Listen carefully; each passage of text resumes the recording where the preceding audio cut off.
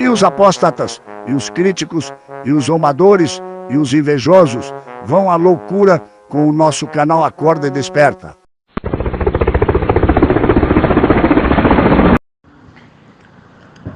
Irmãos, Tiago capítulo 2, versículo 12, diz assim: falem e comportem-se como pessoas que serão julgadas pela lei de um povo livre.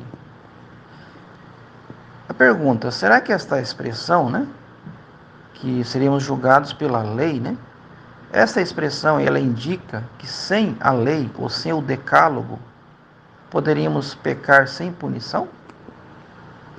Bom, a lei, os 10 mandamentos, será que tem que ser guardados? Bom, como todo o contexto das argumentações do apóstolo Paulo em suas cartas concernentes à lei dada a Israel, a liberdade da qual Tiago e Paulo falam não diz respeito à libertação dos israelitas do Egito e do paganismo daquele tempo. Como Paulo claramente mostra em Gálatas capítulo 4, o pacto feito no Monte Sinai, o pacto da lei, que inclui os 10 mandamentos, dá à luz filhos para a escravidão. Gálatas 4, 24. Em que sentido? O apóstolo explica cabalmente isso em sua carta aos Romanos, no capítulo 7, dos versículos 7 ao 14, onde ele declara: o que diremos então? É a lei pecado? Que nunca se torne tal.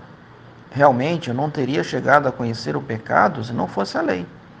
E, por exemplo, eu não teria conhecido a cobiça se a lei não dissesse, não deves cobiçar. Mas o pecado, recebendo o induzimento por intermédio do mandamento, produziu em mim cobiça de toda sorte, pois à parte da lei, o pecado estava morto. De fato, eu estava uma vez vivo à parte da lei. Mas ao chegar o mandamento, o pecado passou a viver novamente, mas eu morri. E o mandamento, que era para a vida, este eu achei ser para a morte. Pois o pecado, recebendo induzimento por intermédio do mandamento, seduziu-me e matou-me por intermédio dele. Por conseguinte, a lei da sua parte é santa, e o mandamento é santo e justo e bom. Acaso o bom se tornou morte para mim? Que isso nunca aconteça. Mas o pecado sim, para que se mostrasse como pecado, produzindo para mim a morte por intermédio daquilo que é bom, para que o pecado se tornasse muito mais pecaminoso por intermédio do mandamento.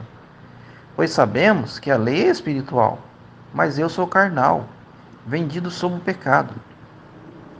Então, irmãos, como o apóstolo Paulo mostrou, nesses versículos que acabamos de ler, a lei perfeita revelou plenamente o pecado em todos os seus pormenores, revelando assim a plena pecaminosidade de nós, seres humanos. Então, dessa forma, a lei condenou os humanos imperfeitos como merecedores de morte, pois, conforme diz Romanos 6, 23, o salário do pecado é a morte. Os que estavam sujeitos à lei também ficaram sujeitos à maldição. Gálatas 3, do 10 ao 14. O problema não estava na lei, e sim na pecaminosidade humana, que foi ressaltada com a lei.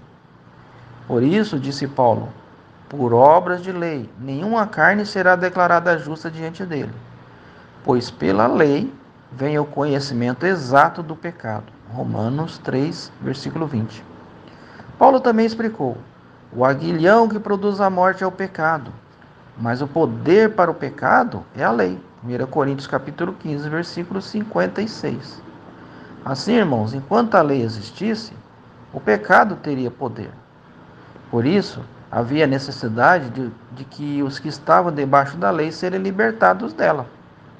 Mas, com a vinda de Cristo à terra e sua morte no madeiro, a lei cumpriu seu objetivo e foi abolida. Por que então a lei? Ela foi acrescentada para tornar manifestas as transgressões, até que chegasse o descendente, a quem se fizera a promessa. E ela foi transmitida por intermédio de anjos, pela mão do mediador. Gálatas 3,19.